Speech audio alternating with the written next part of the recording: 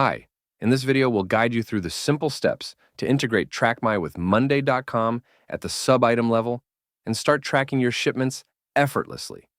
We'll show you how to set up and use TrackMy to track packages and ensure timely deliveries. So let's set it up and see how you can track your packages in real time using TrackMy with Monday.com sub-items. Go to Integrate and search for TrackMy.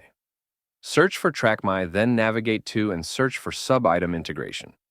Choose the one that triggers when a sub-item is created or when the tracking column or destination postcode column changes.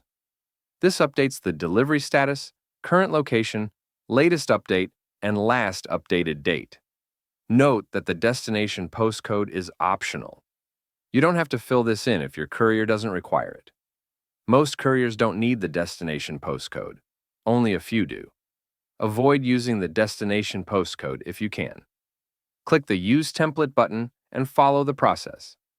Now, let's map the columns in the sub-item: tracking ID, destination postcode, delivery status, current location, and date.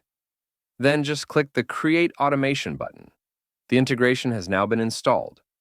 As you can see, several webhooks are attached to it. Next, you need to add another integration. This one is for the courier. You need to install it so that when an item is queried, it searches the courier database.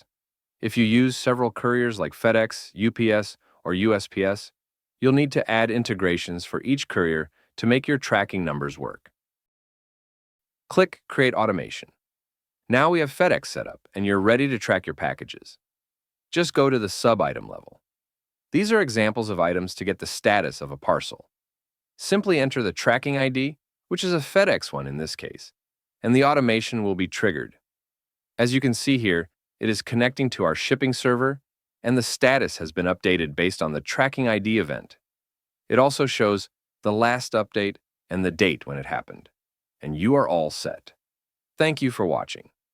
Reach out to us if you face any other issues while using TrackMy.